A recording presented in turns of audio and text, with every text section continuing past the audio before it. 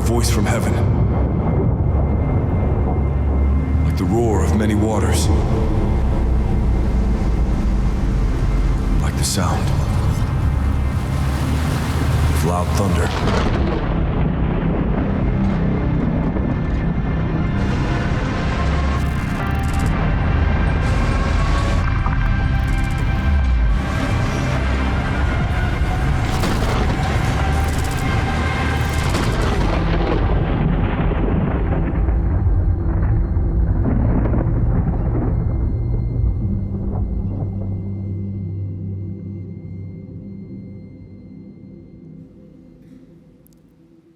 Well, welcome to First Church. If you're new, my name's Chad. So glad you chose to worship with us today. It looks like we have a great crowd here today, and I know we have a whole bunch of people joining us online as well. I just checked. We've got Michael and Carolyn in California, Kaylee and family who's in Louisiana right now, Julia in Sand Springs, Aaron in Austin, Texas, Joe, Mark, Keith, Debbie, and a whole bunch of others. So if you are in the room today, would you get loud, put your hands together, welcome in our online family.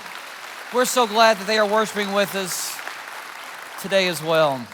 And today is Mother's Day. So I just want to take a quick moment to recognize our moms who are in the room today or watching online, but not just our moms, all of our ladies really, because I know there are a lot of godly women in this room, those who are moms, those who aren't moms, but who continue to have a huge impact and influence on our church and on our families here. And so we just appreciate you so much. So would you, men in the room, would you give it up for all the ladies that are here today? Yeah.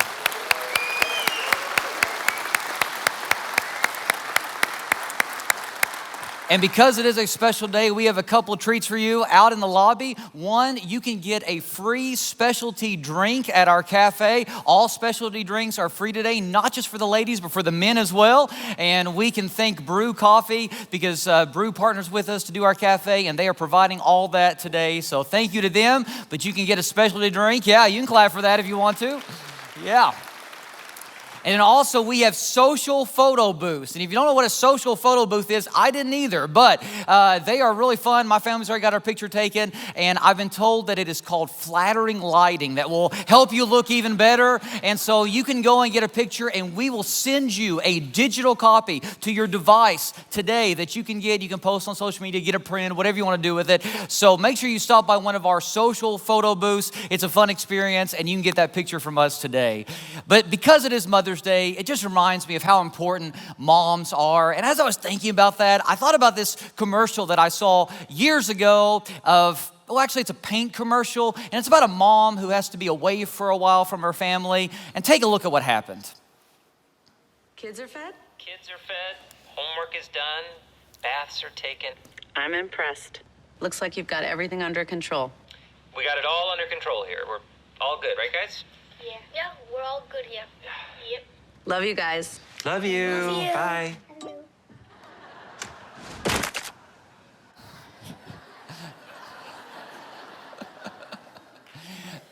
How many of you dads have been there before? Anybody? Okay, yeah.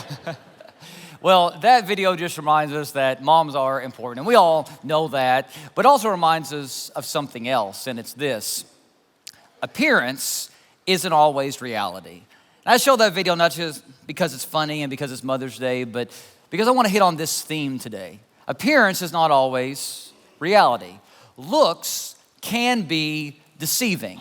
And we all know that to be true. I mean, that can be true about any area of life. But I think it's especially true when it comes to our spiritual lives.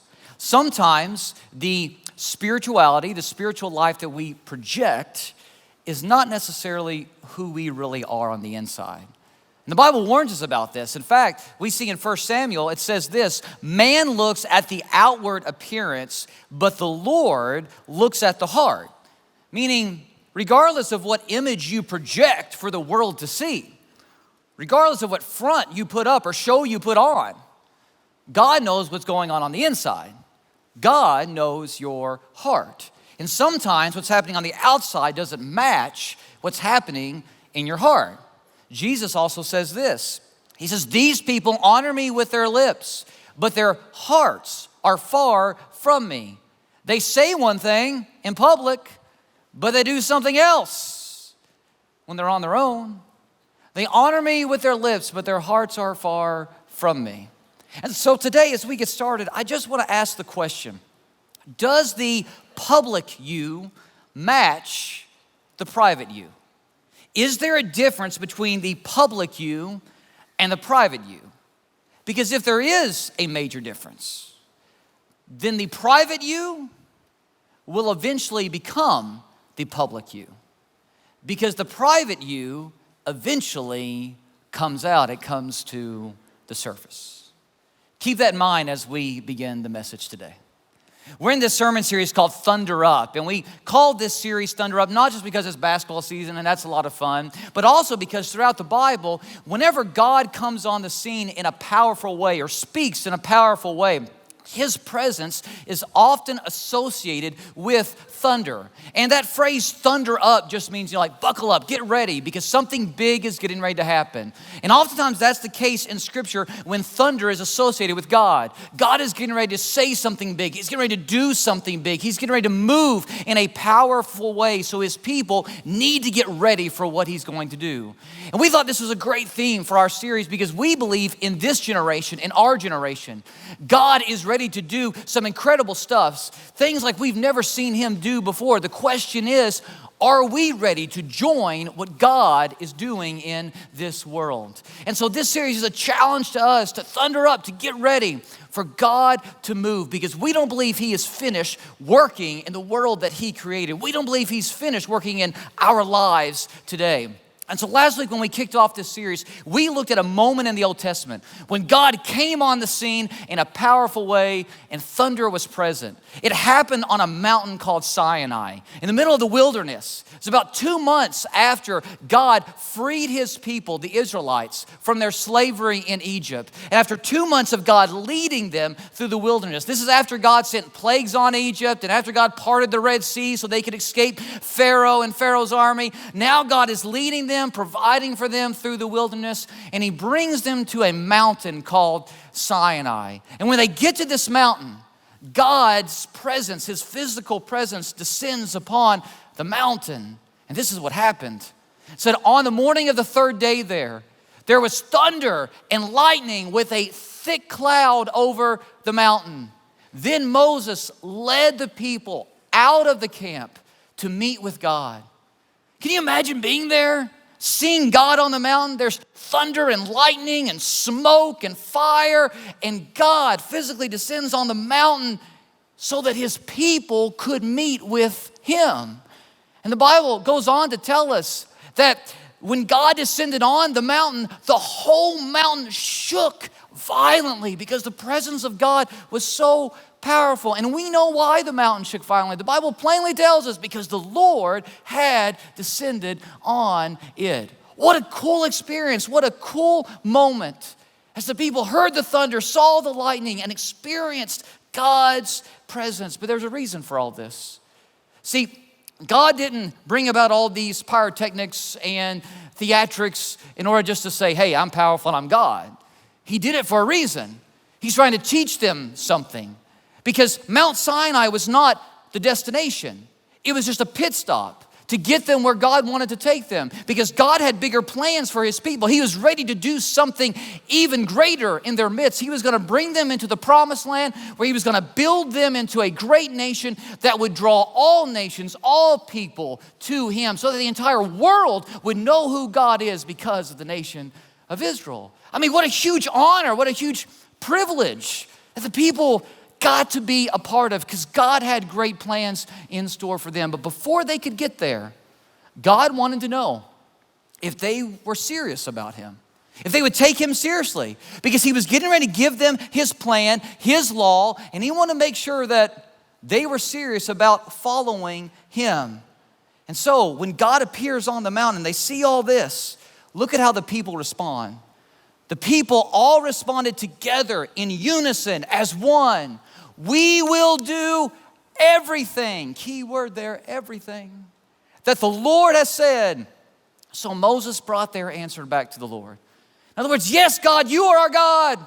You brought us out of Egypt. We saw the plagues. We witnessed you part the Red Sea. We walked across on dry ground. We saw you defeat Pharaoh. You've been leading us through the wilderness with a cloud by day and pillar of fire at night. You've been providing for us. Now you're giving us this great promise to be your special people on earth that would bring all nations to you.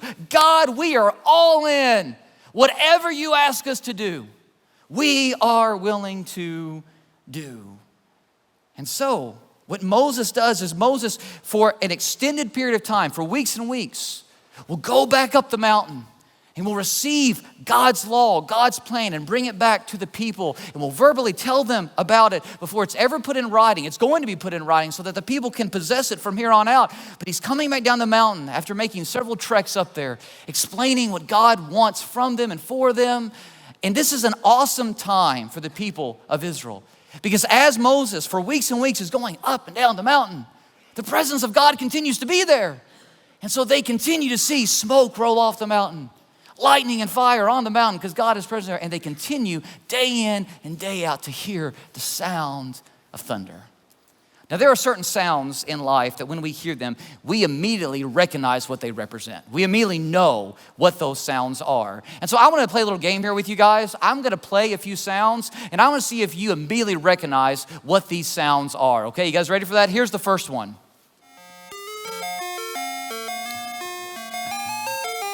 Okay, what is it? Ice cream truck. Yeah, we all knew that right away. Some of you parents are grumbling right now. I know, I can tell.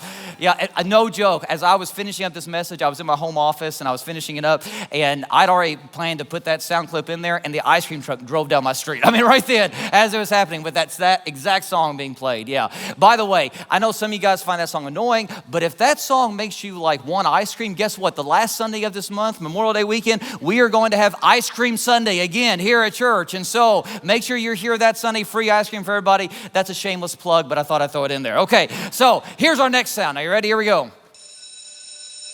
Okay, what is that? School bell, right? Yeah. How many guys thought of the TV show Saved by the Bell? Anybody think of that? Yeah, several of you. All right, certain generation there. Okay, great. Now, this next one is going to be a little bit more difficult. Got to listen very carefully. It's a little bit harder, but I think some of you guys will get it.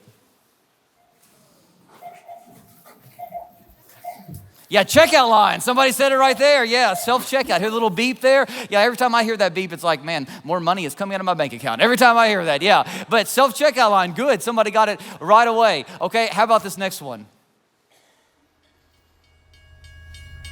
Yeah, train. Yeah, pretty easy. Now, this last one that I'm going to share with you, you have to be of a certain age in order to get it. But if you are of that age, you're going to know exactly what this sound is. Here we go.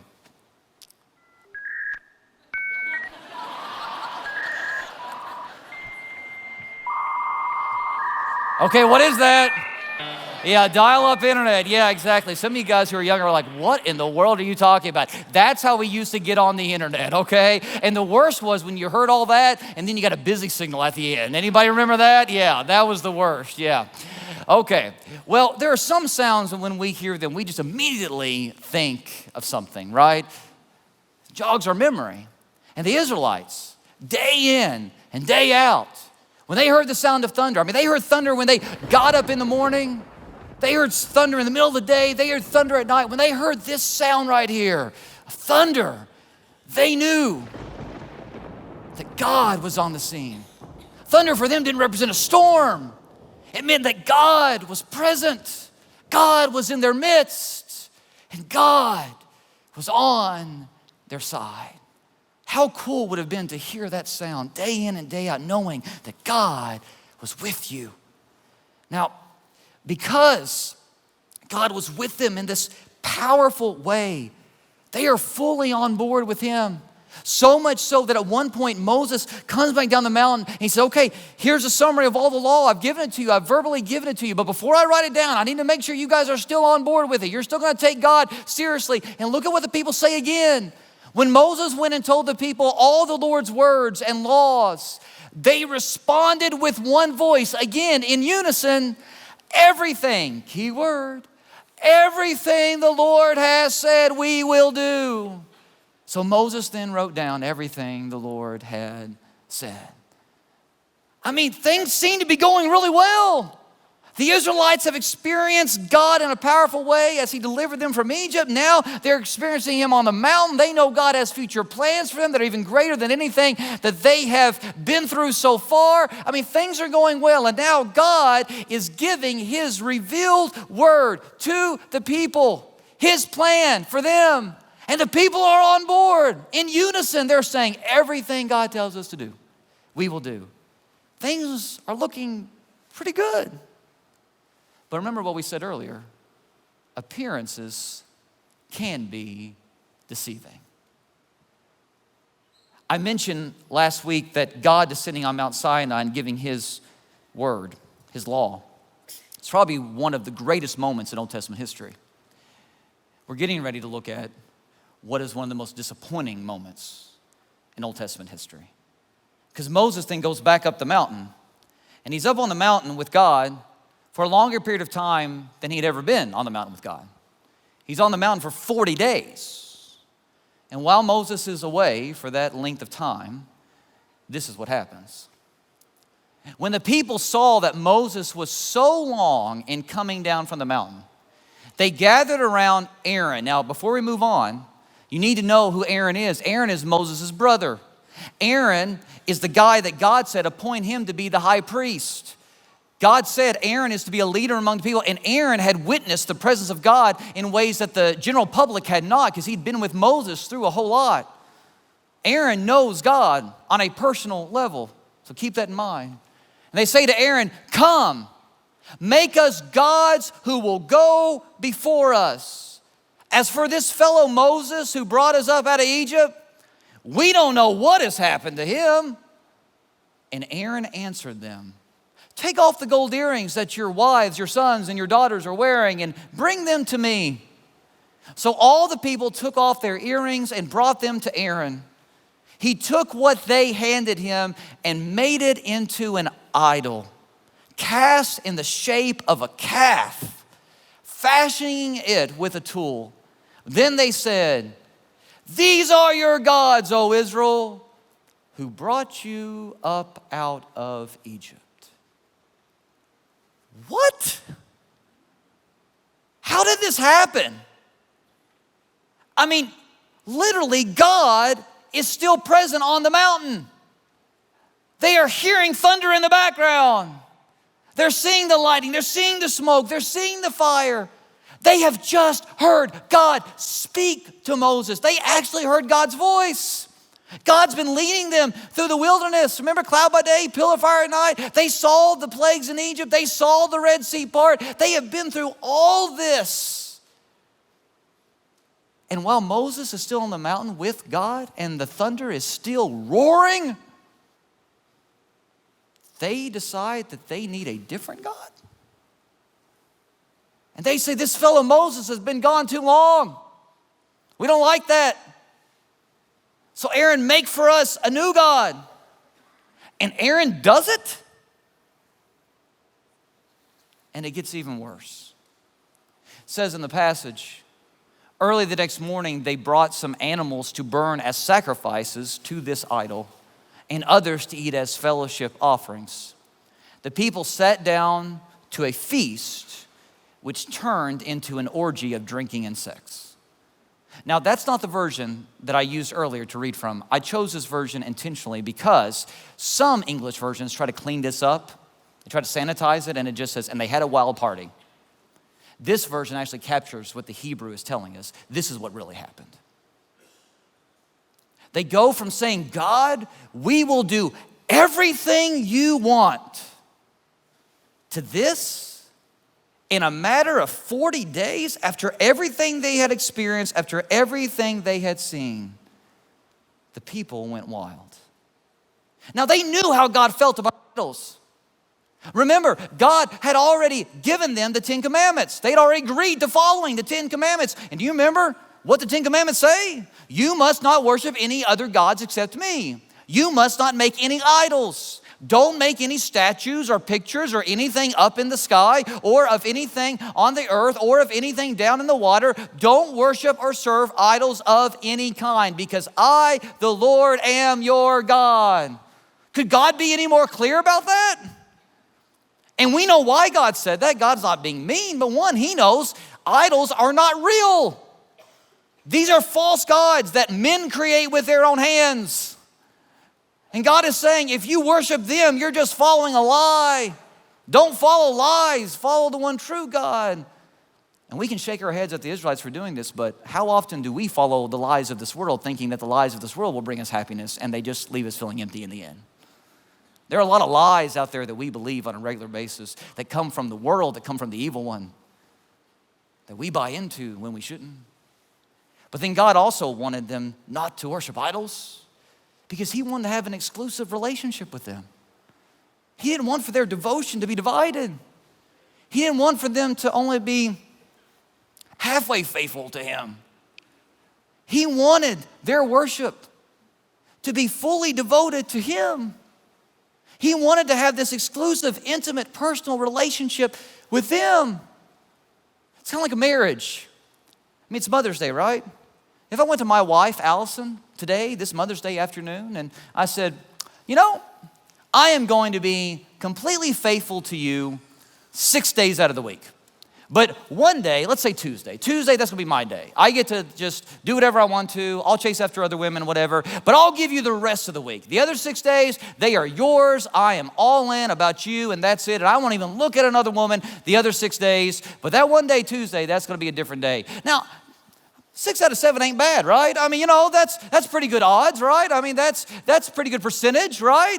I mean, that's not bad. You think my wife's gonna be like, you know, that's not bad. My husband's gonna give me 6 out of 7 days. Thank you, Chad. I appreciate you doing that. No, I'm gonna get slapped if I say that, okay?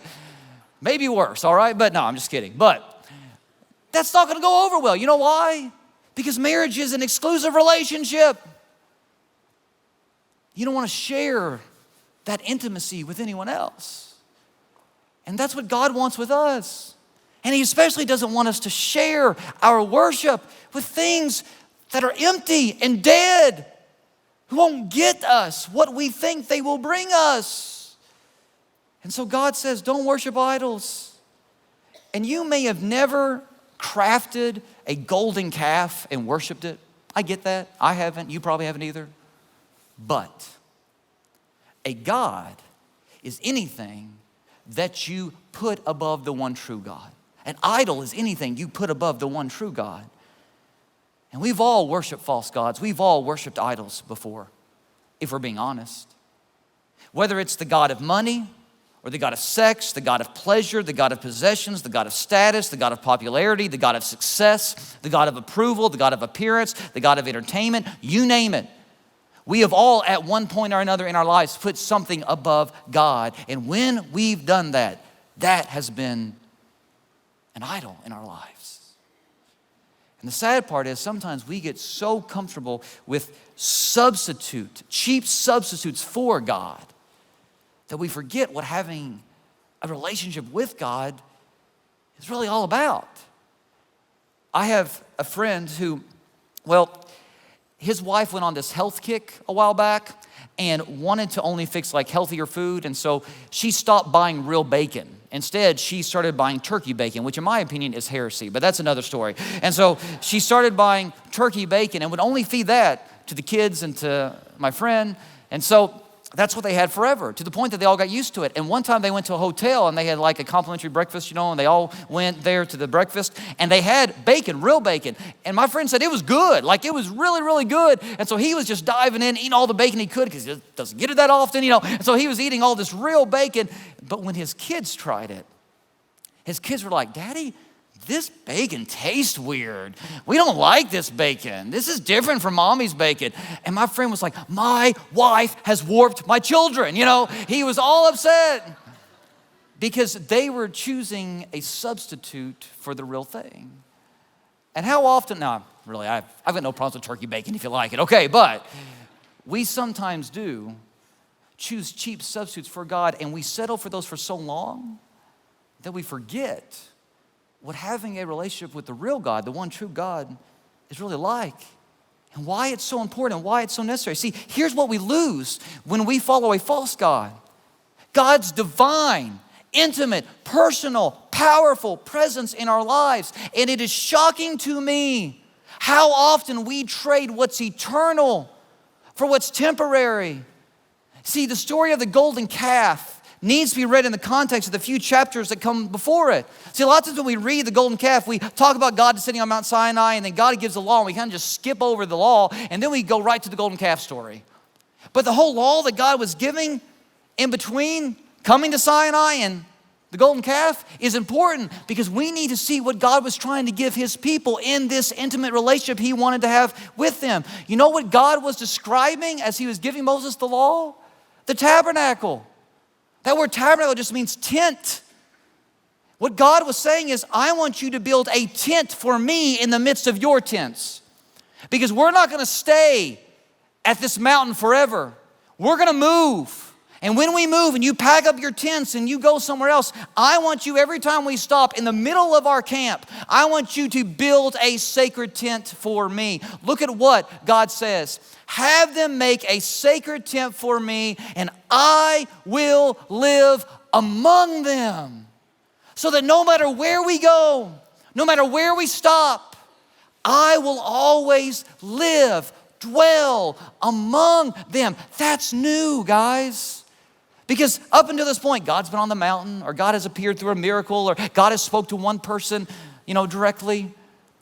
But now God is saying, no matter where my people go, in the center of the camp, I'm going to be there. They're going to see me day in and day out. How cool is this? Because basically, the tabernacle, this tent of meeting, is going to be a mobile Sinai. So that no matter where we go, I'm going to continue to descend, God says. And the people are still going to see fire and smoke and lightning, and they're still going to hear the sound and the rumbling of thunder, because I am going to continue to dwell among them. You see, this idea of God with us, it isn't just a New Testament theme. It isn't just a Christmas theme, Emmanuel. This has been God's desire all along, to dwell with his people. And while God is giving the building plans for the tabernacle, the place where he would dwell among his people, with his people, the Israelites are coming up with their own building plans. They're building an idol, a golden calf to worship.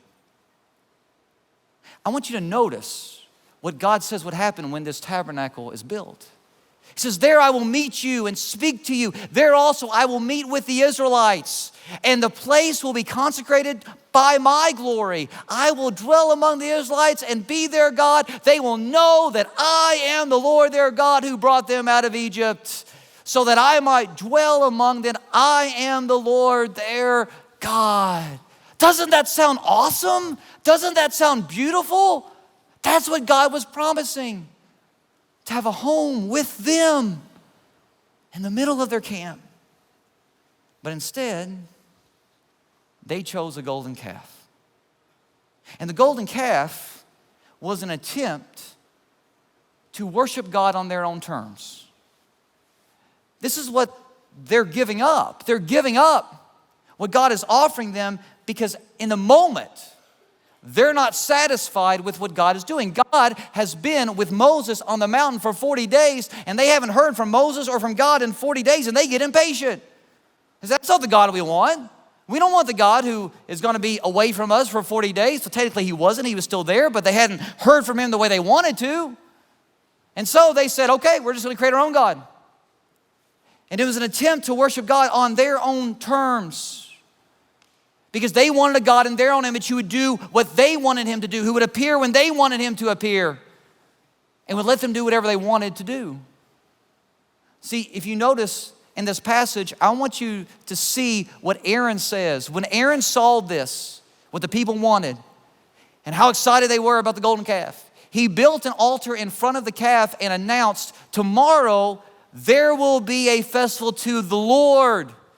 And the reason why the Lord is in green, and in your Bible the word Lord is in all caps, is because that's the word for Yahweh.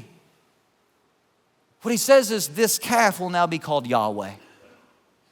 Why not just rename the calf? Why not give this new God a new name? Why not call him Goldie or something? Why call the calf Yahweh? Because there were parts about Yahweh that they really liked. But they didn't like the fact they hadn't heard from Moses in 40 days. So what they're going to do is they're just going to create Yahweh in their own image. This is who we think God should be. We're not happy with what God is offering us right now, so this is who we think God should be. See, people worship false gods because they refuse to take God as He is. They want God to do what they want Him to do. Now, they like certain aspects about God, but there are other aspects that they don't like, so they just recreate, redefine God on their terms. And here's the problem. You are what you worship. You've heard before, you are what you eat. You are what you worship. And when you worship things that are temporary, they will only bring you temporary happiness. When you worship things that are destructive, those things will destroy your life. When you worship a God that you have manufactured yourself, you will only receive from that God what you yourself can manufacture. We become like the gods we worship.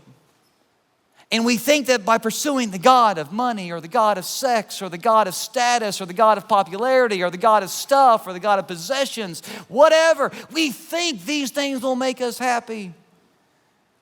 But they just leave us feeling empty in the end. And yet this is a struggle that we have had throughout the history of the human race. Did you realize that out of all the 10 commandments, the one commandment that is quoted more, listed more throughout the Bible than any other commandment is the one that says, do not worship false gods? It's quoted more in the Bible than do not commit adultery, do not commit murder, do not lie. Over and over in the Bible it says, do not worship false gods. Do not put any other gods before the one true God. Why? Because God knows it's something we struggle with. And why do we struggle with it? I think there's some reasons for that. One, we want to remove the mystery that is involved in our relationship with God, because God is God and we are not. And so God sometimes does things that are, well, they seem odd to us. We can't predict them, and we want a God that's predictable. We want a God that we can control. We want a God that we can place in a box. We don't want a God who's going to do whatever He wants to do, whenever He wants to do it, as He wants to do it. We want a God that's predictable. And the uncertainty that is involved with knowing a God who is bigger and greater than us, well, that makes us feel uncomfortable. And so instead, we just want to remove the mystery, so we follow a God that we can better understand. That we can put down on our level. Because we like to live by sight. But the Bible tells us we are to live by faith, because by living by faith, that's how we prove that we trust God. And trust is at the center of any healthy relationship. But we'd rather live by sight than live by faith, because faith is just too risky. So we put all of our stock and all of our hope in these lesser gods, false gods, that will never bring us what our souls are really craving for, what our souls really want. And sometimes I think in my own mind, well, if I just put my trust in this or in that, then those things will bring me peace, those things will bring me comfort, those things will bring me happiness. But they fail every time. And what I've discovered the hard way is that the only way to find true peace, true happiness, true contentment, you name it, is to come to this realization. God is God and I am not. I got to let go trying to be manager of the universe, because I never will be. No matter how hard I try, I need to just let God be God. That God is God and I am not. And honestly, when you finally get to this conclusion, this realization, it is so freeing, because then you can let God be God. And you don't have to try to pretend to be something that you're not. Guys, be cautious around people who think they have God all figured out. Be cautious around people who want to say that they have God all figured out. Be cautious around people who just want to use God for their own selfish agendas. Those people are destructive. I love the fact that I don't know everything about God, because He is God and I am not. And I trust Him. And I know that He will always do what's best for me. The second reason why we pursue idols is because we want to call the shots. Let's just face it, sometimes we believe we know better than God. Now, we would never say that out loud because, like we're good church-going people, so we would never go to a friend or family member and say, I think I know better than God knows. We would never actually say those words, but sometimes that's exactly how we live. We think we know better than God, so we want to create a God in our own image who will allow for us to do what we think is best. Why do you think throughout the history of the human race, when people want to make war, they create a God of war?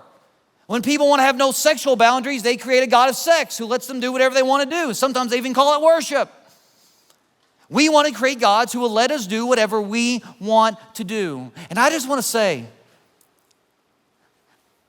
when people come to me and they say, I don't think that my God would, or my God would do this, whenever they say my God, and they're not talking about this personal relationship, it's a God that they've created in their own image. I just want to let you know something. Personally, no offense, I don't care what your God thinks. I care what the God thinks. And I want to follow him because his path is the only path to life. That's why in Psalm 115, it says this, those who make idols end up like them, so does everyone who trusts them. Idols are dead. Idols are lifeless. Idols have no life in them at all. And if you want to follow them, that's where you're going to end up as well. And then last, we often make idols because we see God as a means to an end. See, we see God as a means to an end. We see God as a means to get to heaven, as a means to nice feelings, to success, to a life that moves forward and advances. And God can do all those things, absolutely. But here's the thing that we need to realize, and we have forgotten. God is not a means to an end. God is the end. God is our great reward. The reward of following Jesus is friendship with him so that we are never alone in this world, so that we are never forsaken, so that we are fully fulfilled both now on through eternity. See, that's the reward.